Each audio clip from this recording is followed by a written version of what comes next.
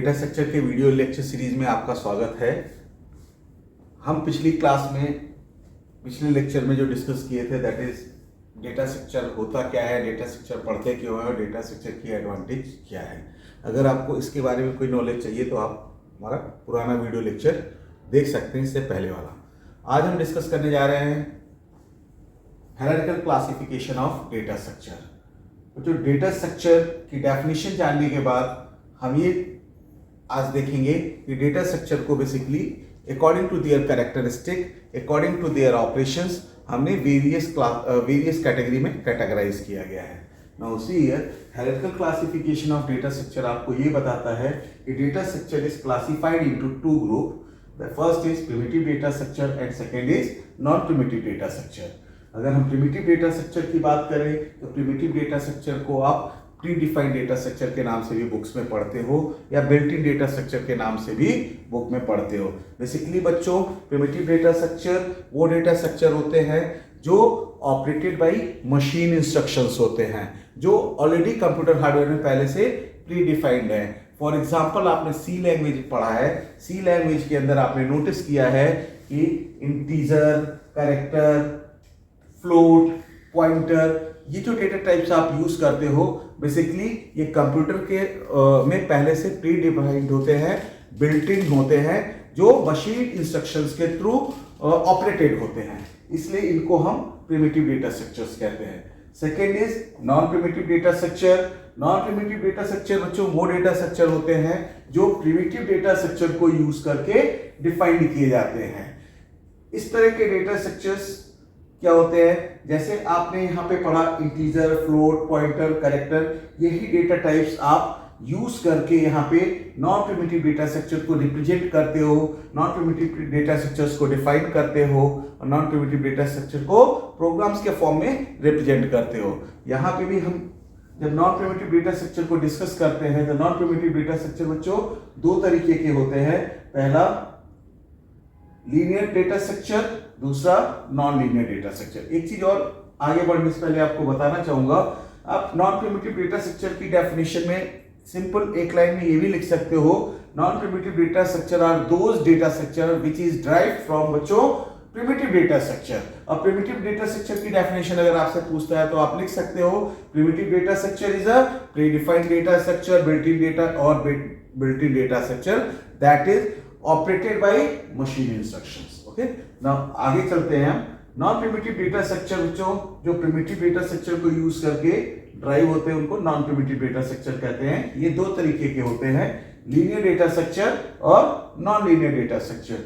Linear data structure क्या होते हैं बच्चों? लीनियर डेटा स्ट्रक्चर वो डेटा स्ट्रक्चर होते हैं जो कंटिन्यूअस मेमोरी लोकेशन पे डेटा को सेव करते हैं, जो कंटिन्यूअस मेमोरी लोकेशन या sequence of memory location.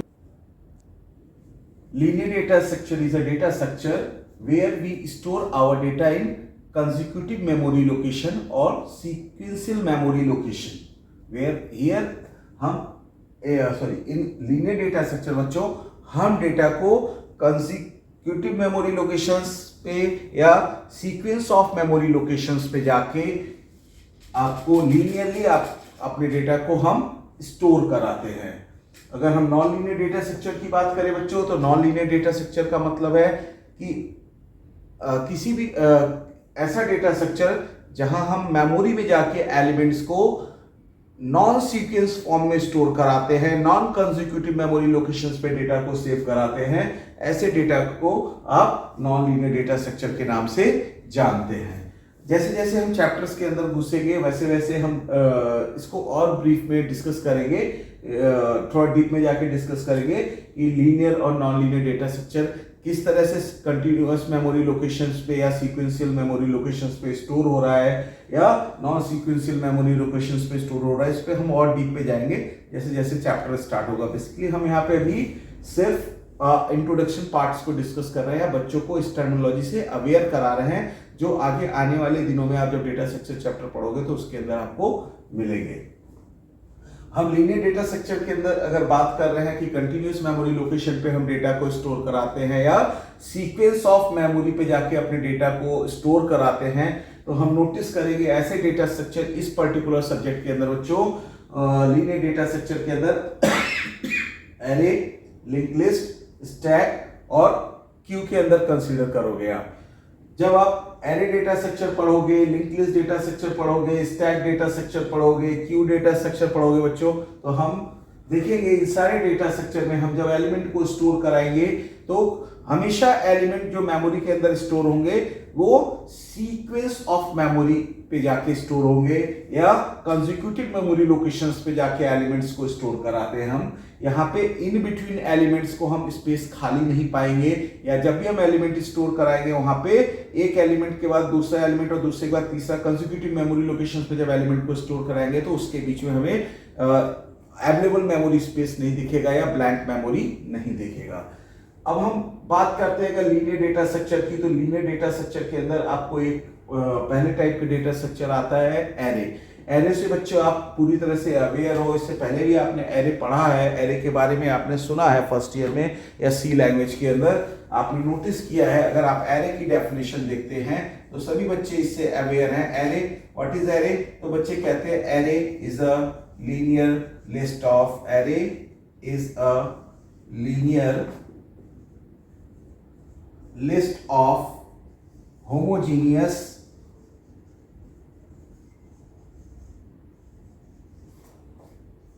element।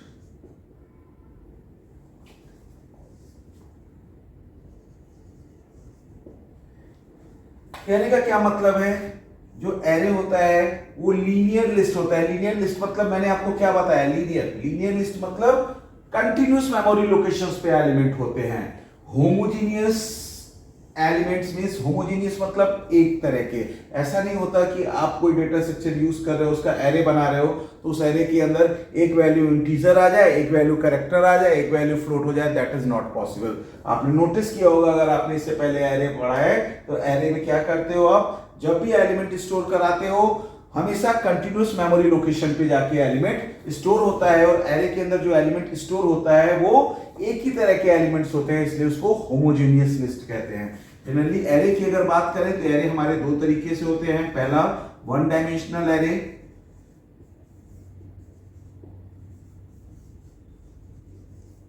And दूसरा टू डायमेंशनल एरे और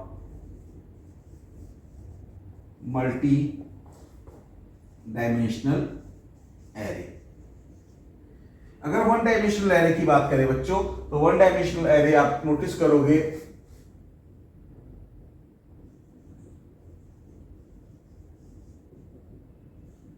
अगर आप वन डायमेंशनल की बात करो तो वन डायमेंशनल के अंदर आपने नोटिस किया होगा आप किस तरह से सिंटैक्स लिखते हो बच्चों। वन डायमेंशनल के लिए आप जो सिंटैक्स यूज करते हो like this one. Now see here, इसको आप प्रोग्रामिंग लैंग्वेज में सी के अंदर इस तरह से एग्जांपल के तौर पे लिखा होगा आपने A5 where this one is represent here data type, just data type. Now this one is your array name, और ये क्या है बच्चों? represent size of array। इस तरह से आप वन डायमेंशनल एरे को रिप्रेजेंट करते हो। जब आप इस एरे के अंदर एलिमेंट स्टोर कराते हो तो बच्चों नोटिस किया होगा आपने, ध्यान दिया होगा, ये क्या करता है? A0 से लेके A1, A2, A3 और A4 तक की कंटिन्यूअस मेमोरी लोकेशंस को सेव करता है। किसके अंदर? A5 के अंदर। आप क्या करते हो?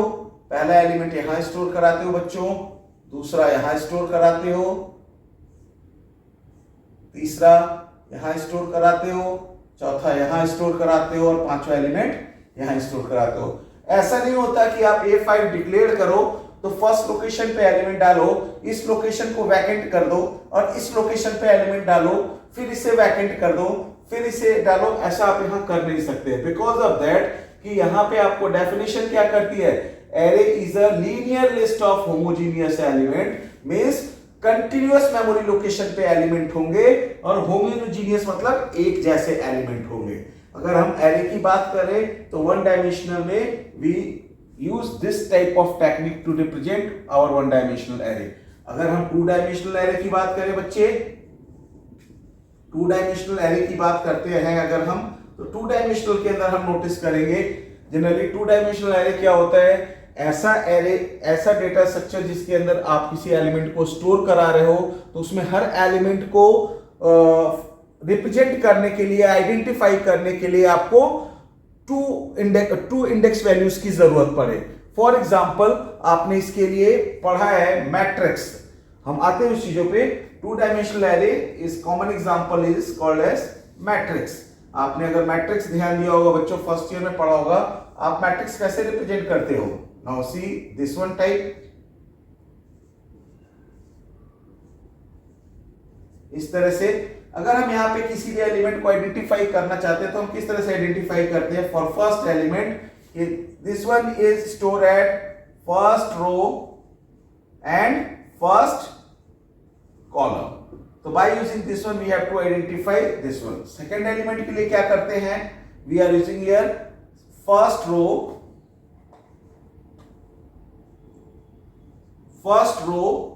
And second column.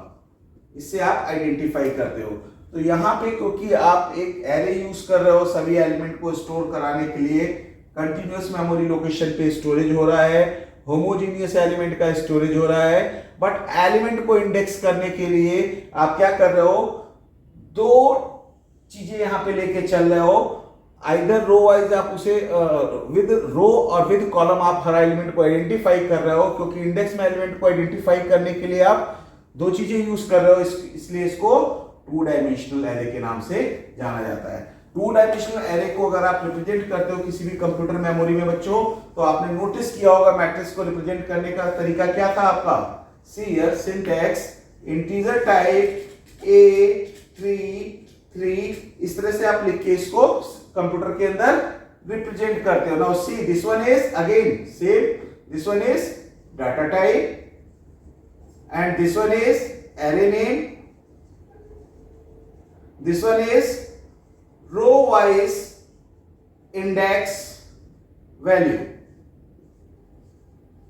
this one is column wise index value that is used to identify your element. Now here we are using two different index value for identifying element in array, that's why it is called as two dimensional array. Now अब बात आती है after array we discuss here second thing is linear data structure stack. Now what is stack? stack पे अगर हम जाते हैं और stack डिस्कस करते हैं तो stack क्या होता है बच्चों। stack होता है, आप डे टू डे लाइफ में हमेशा stack यूज करते हो, कभी आपने नोटिस नहीं किया है, कभी आप घर पे कॉपी किताब अगर स्टोर कराते हो तो आपने नोटिस किया है, एक कॉपी उसके ऊपर, दूसरी कॉपी उसके ऊपर, तीसरी कॉपी उसके ऊपर, चौथी कॉपी, ये जो क्राइटेरिया आप यूज कर रहे हो, एक माने कॉपी के ऊपर दूसरा, दूसरे के ऊपर तीसरा, तीसरे के ऊपर चौथा रखने की जो टेक्निक आप यूज कर रहे हो, ये एक आपको स्टैक बना के क्रिएट करके दे रहा है। इस मेथोडोलॉजी के अंदर क्या है बच्चों, एक तरह से अगर हम नोटिस करें तो यहाँ पे भी आपको एलिमेंट का स्टोरेज हो रहा है या बुक्स का स्टोरेज हो रहा है, एक के बाद एक कंटिन्यूअस, जो नेक्स्ट अवेलेबल मेमोरी लोकेशन में उसके ऊपर का अवेलेबल मेमोरी लोकेशन है, वहां पे क्या कर रहे हो आप, बुक को रखते हो, ऐड करते हो, क्या बनता है फर्दर, एक स्टैक बनता है। स्टैक का और एक कॉमन एग्जांपल देना चाहूंगा अगर आप स्टैक की बात कर रहे हो। आप शादी विवाह में जाते हैं, आपने नोटिस किया होगा कि जो प्लेट धोने वाला होता है वो प्लेट धो के जब उसको इस प्लेट को रखना होता है टेबल पे, तो क्या करता है, सबसे पहले फर्स्ट प्लेट, फिर उसके ऊपर सेकंड प्लेट, फिर उसके ऊपर थर्ड प्लेट, फिर उसके ऊपर फोर्थ प्लेट। ऑलवेज भी अगर उसको प्लेट्स ऐड करना होता है उस बंच ऑफ प्लेट्स के पे, तो क्या करता है, जो नया अगला प्लेट है वो पुराने प्लेट के ऊपर ही जाके वो रखता है। मीन्स जो एड ऑन हो रहा है वो उसके ऊपर, जो पहले से एग्जिस्टिंग प्लेट्स हैं उसके ऊपर जाके ऐड हो रहा है। और जब आप खाना खाने जाते हो, वहां से प्लेट्स को हटाते हो, तो भी आप क्या करते हो, हमेशा जो प्लेट सबसे ऊपर टॉप पे होती है वो पहले हटाते हो, फिर उसके बाद सेकंड प्लेट, फिर उसके बाद थर्ड प्लेट, इस तरह से आप नीचे की ओर एक एक प्लेट सीक्वेंस में हटाते हुए बढ़ते हो। तो आपने कभी नोटिस किया ये जो टेक्निक यहाँ पे आप यूज कर रहे हो कि प्लेट्स को एक के ऊपर एक रख के स्टैक बनाने की या एक एक करके वहां से रिमूव करने की, ये टेक्निक अपने आप में क्या है, एक तरह से ये भी एक तरह का डेटा स्ट्रक्चर है जिसको हम स्टैक डेटा स्ट्रक्चर के अंदर पढ़ने जा रहे हैं। स्टैक डेटा स्ट्रक्चर में क्या पढ़ेंगे बच्चों, स्टैक डेटा स्ट्रक्चर के अंदर हम यही चीज नोटिस करेंगे कि किस तरह से आप किसी भी एरे के अंदर रिस्ट्रिक्ट कर दो चीजों को, कि आप उसके अंदर जो एडिशन हो, जो उसके अंदर डिलीशन हो, हमेशा टॉप लोकेशन पे हो, हमेशा एलिमेंट टॉप लोकेशन पे ऐड कर सके और हमेशा एलिमेंट को टॉप लोकेशन से ही डिलीट कर सके। अगर आप इसकी बुक की लैंग्वेज की बात करते हो स्टैक की, तो आपने नोटिस करोगे बुक के अंदर क्या लिखा होगा स्टैक की डेफिनेशन में, stack is a linear list of homogeneous element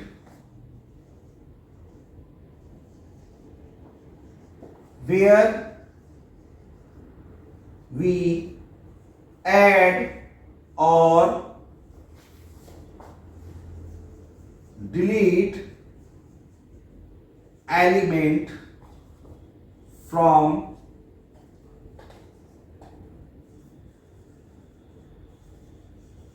only one location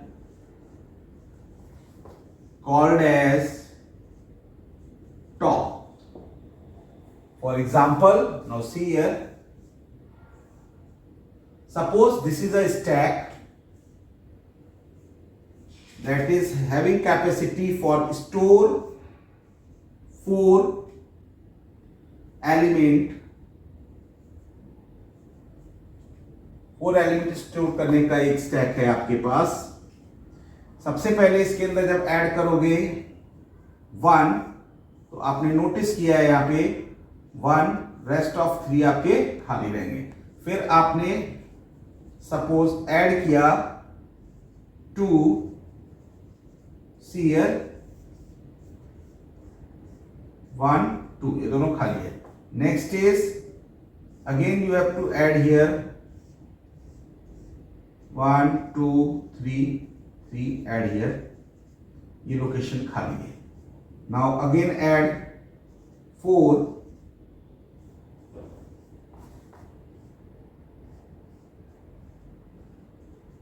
you can always add elements here, you can always add element here, top location is this one, top पे डाल दिया। अगला top location क्या element add करने का, ये वाला, तो हमने 2 को जब ऐड किया तो टॉप पे। फिर अगला क्या किया, 3 को ऐड किया, टॉप लोकेशन क्या है बच्चे, ये है, एलिमेंट को ऐड किया।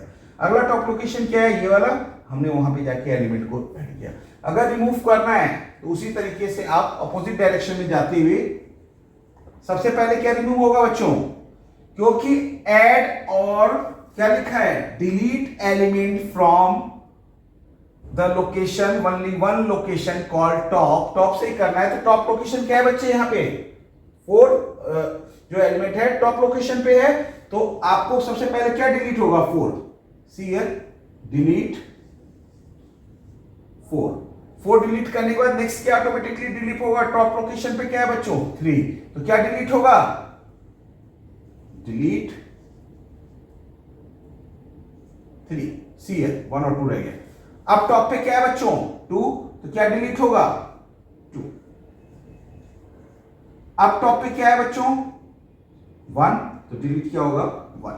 तो ये जो प्रोसीजर है कि टॉप लोकेशन पे एलिमेंट को ऐड करना और डिलीट करना, इस तरह के प्रोसीजर या टेक्निक है जो एरे को आप रिस्ट्रिक्ट कर देते हो रूल्स रेगुलेशन से, कि आप ओनली वन एंड पे या केवल एक ही जो है एंड पे आप एलिमेंट को इंसर्ट और डिलीट करते हो।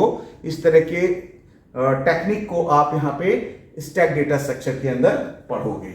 अब आता है बच्चों Q data structure. Q data structure क्या है, क्यू डेटा स्ट्रक्चर भी आप डे टू डे लाइफ में यूज करते हो, अवेयर हो, जानते हो, बट अभी आप उसको समझ नहीं पा रहे हो, उसको भी हम यहाँ पे कंसिडर करते हैं। क्यों क्या होता है, आप रोज सुबह उठते हो, अपने घर से कॉलेज के लिए निकलते हो, जब आप कॉलेज के लिए निकलते हो तो ऑब्वियस सी बात है आप किसी न किसी बस स्टॉप पे जाके बस का वेट करते हो, और उस बस स्टॉप पे पहले से काफी लोग खड़े होते हैं। तो जो लोग पहले से खड़े होते हैं वो क्या होता है, क्यू में सबसे आगे होते हैं। जब और कोई नया पर्सन आता है उस क्यू में ऐड होने के लिए, तो क्या होता है, पीछे उसके ऐड होता है, और कोई नया पर्सन आएगा उसके पीछे ऐड होगा, और कोई नया पर्सन आएगा उसके पीछे ऐड होगा। तो इस तरह से 1 2 3 4 करके हमेशा क्या है, नया पर्सन कहाँ ऐड हो रहा है बच्चे, हमेशा एक ही लोकेशन पे हो। वो लोकेशन क्या है, लास्ट लोकेशन, यहाँ पे जगह अवेलेबल है लास्ट में जाके वहां पे वो ऐड हो रहा है। अच्छा, जब बस आ जाती है तो क्या होता है, जो आदमी क्यू में सबसे पहले लगा है, जो फर्स्ट लोकेशन पे होता है, वो पहले चढ़ता है, मतलब वो इस क्यू में से पहले डिलीट होता है, क्योंकि वो उसमें फर्स्ट एंड पे या फर्स्ट लोकेशन पे पहले से लाइन में लगा हुआ है। तो आपने नोटिस किया है कभी, वो जो क्यू आप फॉलो कर रहे हो, जो आदमी पहले से आया हुआ था क्यू में, सबसे फर्स्ट लोकेशन पे था, वो पहले डिलीट हो रहा है। जो एडिशन हो रहा है वो दूसरी इंड पे हो रहा है, जहां पे आदमी वेटिंग के लिए खड़े हैं। तो हमेशा क्यू के अंदर दो इंड होती है, एक इंड आपके डिलीशन के लिए, जब बस आया तो चढ़ गया, जिस इंड से वो चढ़ा वहां पे एक एलिमेंट, एक आदमी कम हो गया, एक एलिमेंट कम हो गया, उसको डिलीशन इंड, उस वहां से एलिमेंट डिलीट हो गया, तो उसको हम कहते हैं front end.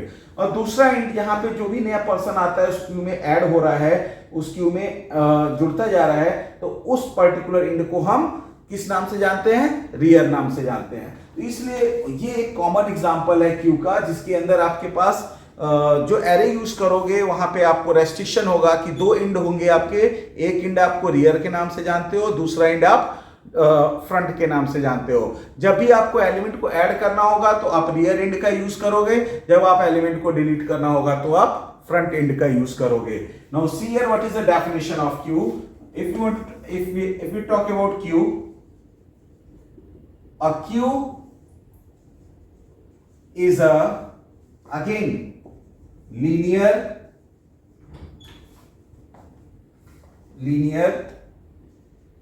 list of homogeneous element. Here we add element at one end called as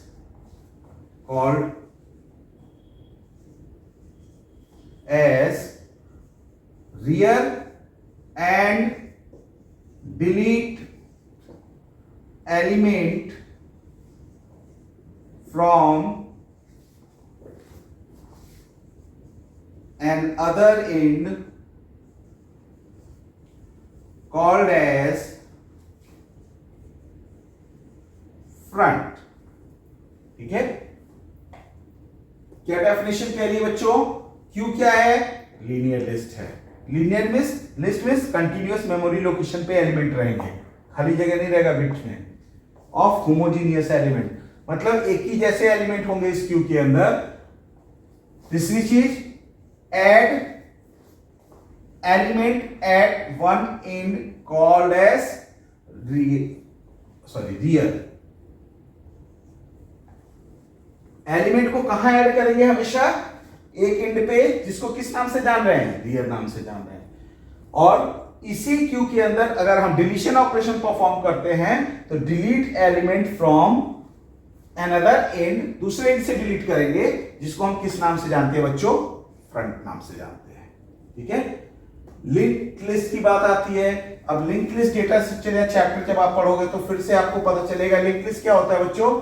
अपने आप में ये भी एक, देखिए कैसे डेफिनेशन बन रही है, कैसा है link list, linear data structure. तो आप लिखिए डेफिनेशन में, सी हियर, लिंक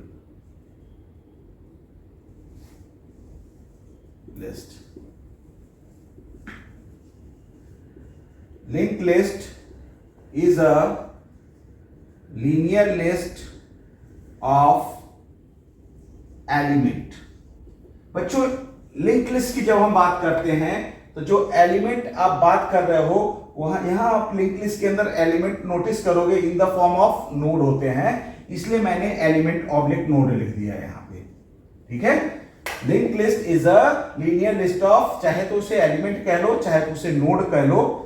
ठीक है, linear list of element where each node have two field, two FIELD field, two field first data field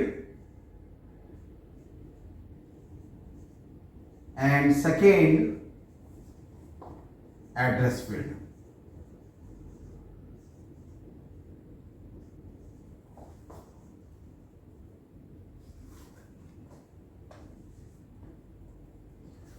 see कैसे होता है, आप बुक खोलोगे तो देखोगे आपके पास इस तरह से एलिमेंट होंगे या नोड होंगे और ये आपस में कनेक्टेड होंगे और आपस में कनेक्ट होके एक डेटा को रिप्रेजेंट करते हैं। यहाँ पे आपका स्टार्ट एलिमेंट होगा 1 2 3 4। नाउ बच्चों see here, this is data field और this is address field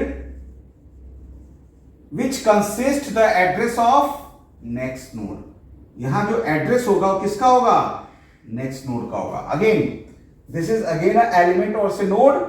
first field consist data, second field consist address, address of what, this one next node, इस नोड का एड्रेस होगा। तो इस तरह से जब आप लास्ट में पहुंचोगे तो लास्ट नोड के पास उसका अपना डेटा होगा, क्योंकि उसके आगे अगला एलिमेंट नहीं ऐड होगा, इसलिए बच्चों यहां पे नल लगा देते हैं, जिससे ये पता चलता है कि ये लिस्ट स्टार्ट से स्टार्ट हो रही है और नल पे जाके खत्म हो रही है। तो इस तरह का जो रिप्रेजेंटेशन है लीनियर है, कंटिन्यूअस मेमोरी लोकेशन पे है। अब इसलिए इसको आप लीनियर लिस्ट कह सकते हो, लीनियर लिंक लिस्ट। और दूसरी चीज, क्योंकि आप ये एक अलग तरह का डेटा स्ट्रक्चर क्यों है बच्चों, बिकॉज ऑफ दैट यहाँ पे डाटा भी है और एड्रेस भी है, दोनों की जरूरत पड़ रही है। कई बार प्रोग्रामिंग इन्वायरमेंट में ऐसी जरूरत पड़ती है कि हमें कुछ ऐसा डेटा रिक्वायर्ड होता है, कुछ ऐसे डेटा एलिमेंट्स को रिप्रेजेंट करने की जरूरत पड़ती है कि हमें डाटा के साथ साथ उसका मेमोरी लोकेशन भी मिल जाता, तो हमें प्रोग्रामिंग इन्वायरमेंट जो कॉम्प्लेक्स है वो और ईजी हो जाए। तो इसलिए ऐसे प्रोग्रामिंग इन्वायरमेंट के लिए जहां पे हमें डाटा के साथ साथ उसके एड्रेस लोकेशन की भी जरूरत पड़ती है, हम लिंक लिस्ट यूज करते हैं या लिंक लिस्ट के माध्यम से आपका डेटा स्ट्रक्चर रिप्रेजेंट होता है। इसलिए लीनियर डेटा स्ट्रक्चर कैसा होता है, array, link list, stack, Q, ये सारा आपका एक तरह से लीनियर डेटा स्ट्रक्चर है। अब बात आती है नॉन लीनियर डेटा स्ट्रक्चर की। ऐसे कौन से डेटा स्ट्रक्चर हैं जो कंटिन्यूअस मेमोरी लोकेशंस पे एलिमेंट को नहीं स्टोर कराते? तो बच्चों ऐसे दो डेटा स्ट्रक्चर हैं। नॉन लीनियर डेटा स्ट्रक्चर मतलब सीधी भाषा में जो कंटिन्यूअस मेमोरी लोकेशन पे एलिमेंट को नहीं स्टोर कराते। कौन कौन से डेटा स्ट्रक्चर हैं जो आप पढ़ोगे यहाँ पे? तो एक होगा ट्री और दूसरा होगा आपके पास ग्राफ। अगर ट्री की डेफिनेशन की बात करते हैं बच्चों, तो ट्री की डेफिनेशन क्या कहती है? A tree is a hierarchical, a tree is a representation of hierarchical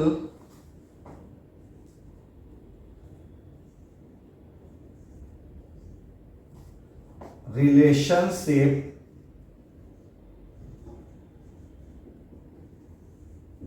between elements.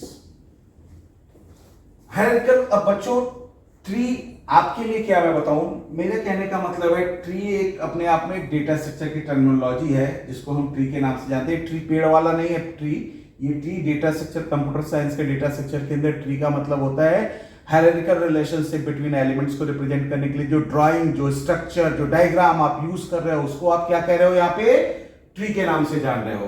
तो tree represent hierarchical relationship between element. बच्चों एलिमेंट यहां पे कैसे होंगे, इसके अंदर सी एलिमेंट एक ए, दूसरा एलिमेंट बी, तीसरा element C, next element D, next element E, next element F, next element G. ये जो स्ट्रक्चर है ना बच्चों, ये जो डायग्राम है ना, इस पूरे डायग्राम को आप क्या कहते हो, ट्री कहते हो। ये hierarchical relationship between element A B C D E क्या है, आपके एलिमेंट। इस एलिमेंट के बीच में जो रिलेशनशिप आप दिखा रहे हो in terms of hierarchical relationship. Hierarchical क्यों कह रहे हैं बच्चों, this is the these are the सबसे लोवेस्ट लेवल एलिमेंट्स। इसके ऊपर ये सारे एलिमेंट्स के ऊपर, for example these are the employees, तो लेबर्स, तो these are the managers, these are the directors.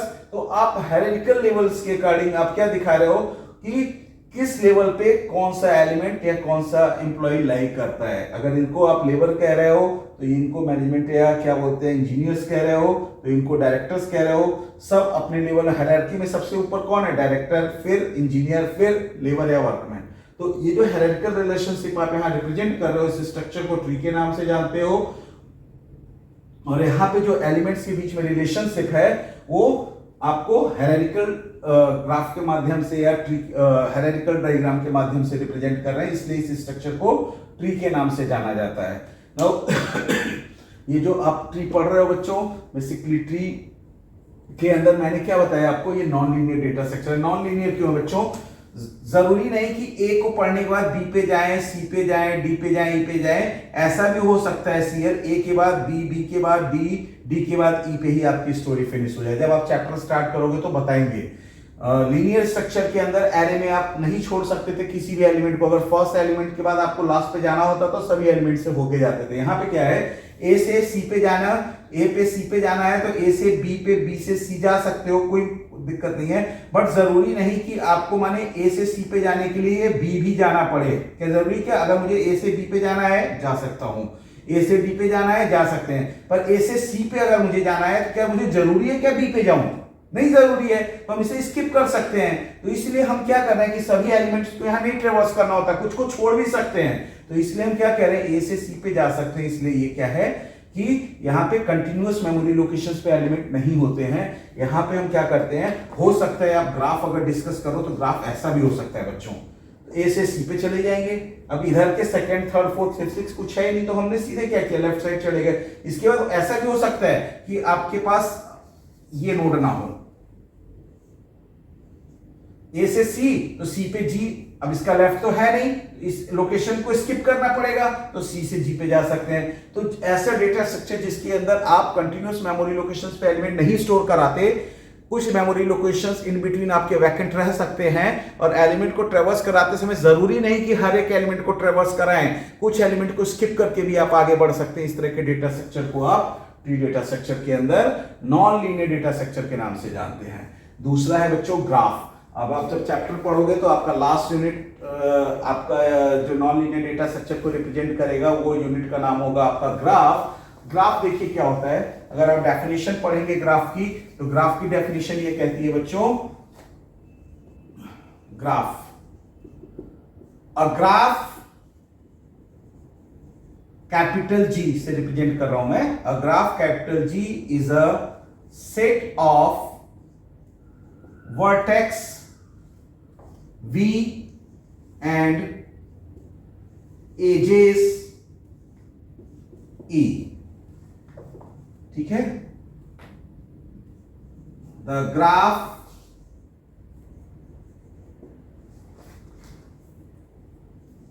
is represented by capital G with V and E. Now see here example,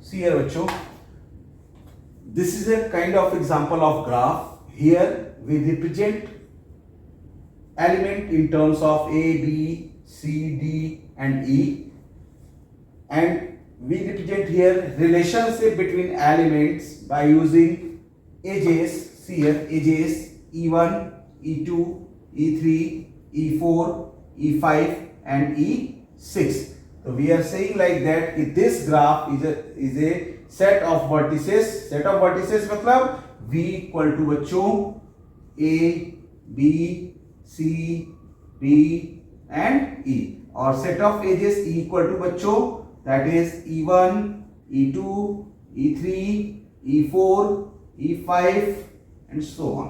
So this is a graph that is represented with capital G, and set of vertices A, B, C, D and set of edges E is used to represent this graph.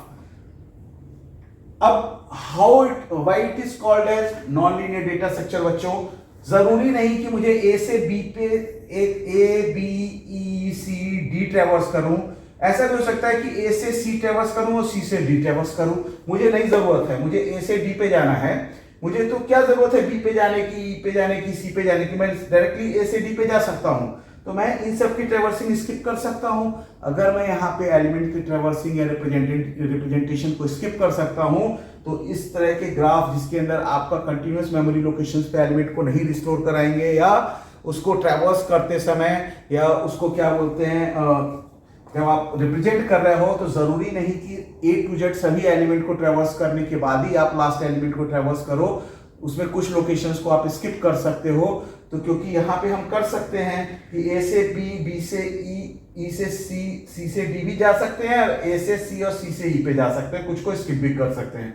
तो इस तरह के data structure जहाँ पे हम कुछ elements को skip कर सकते हैं अपने आउटपुट को अचीव करने के लिए, या कुछ लोकेशंस को स्किप करके डेटा को रिप्रेजेंट कर सकते हैं, तो ऐसे डेटा स्ट्रक्चर को आप नॉन लीनियर डेटा स्ट्रक्चर के नाम से जानते हो। यहाँ पे भी क्या है, C a set of vertices edge a क्या है, आपका डाटा है या एलिमेंट है, ए बी सी डी ई, ये क्या है, सेट ऑफ वर्टिसेस है, नोड है, सेट ऑफ नोड जिसे कह सकते हो आप। और ये क्या रिप्रेजेंट कर रहा है, ABCD, ये आपको डाटा को रिप्रेजेंट कर रहा है, एलिमेंट को रिप्रेजेंट कर रहा है। और उसके बीच में रिलेशनशिप क्या रिप्रेजेंट कर रहा है, E1 E2 E3 E4 E5 E6 से क्या उनके बीच में रिलेशनशिप को रिप्रेजेंट कर रहा है।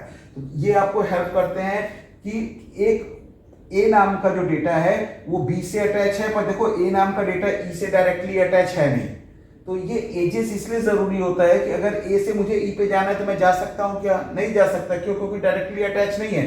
तो हम इनडायरेक्टली में जाएंगे, या तो ए से सी जाएंगे, सी से ई जाएंगे, या ए से बी जाएंगे, बी से ई जाएंगे। तो इस ए से डी, डी से सी, सी से ई जा सकते हैं, पर ए से ई डायरेक्टली नहीं जा सकते। तो इसलिए क्या है कि जब भी आप ट्रेवर्स करोगे तो ये पाथ यूज करोगे तो इन सारों को छोड़ना पड़ेगा, ये पाथ यूज करोगे तो इसको और इसको छोड़ना पड़ेगा, ये पाथ यूज करोगे तो इसको छोड़ना पड़ेगा। तो इस जैसा आपका रिक्वायरमेंट है उसके अकॉर्डिंग कुछ एलिमेंट्स को स्किप करना पड़ता है ट्रेवर्स करते समय, इसलिए इसको नॉन लीनियर डेटा स्ट्रक्चर के अंदर कंसीडर करते हैं। तो इस तरह से आपको यूनिट 1 जो है आपकी, वो आपकी बच्चों एरे है। यूनिट 1 के ही अंदर सेकंड पार्ट लिंक लिस्ट है, यूनिट 2 स्टैक है और क्यू है, यूनिट 3 आपकी ट्री है बच्चों, यूनिट 4 आपकी ग्राफ है, और यूनिट 5 में हम जाके फर्दर आपका डिस्कस करेंगे सर्चिंग टेक्निक क्या होते हैं, या क्या बोलते हैं लीनियर सर्च या बाइनरी सर्चिंग मेथड क्या होते हैं, हैशिंग मेथड क्या होता है सर्चिंग के लिए, या सॉर्टिंग्स क्या होता है, वो आपका यूनिट 5 है जो हम आगे डिस्कस करेंगे। Thank you so much.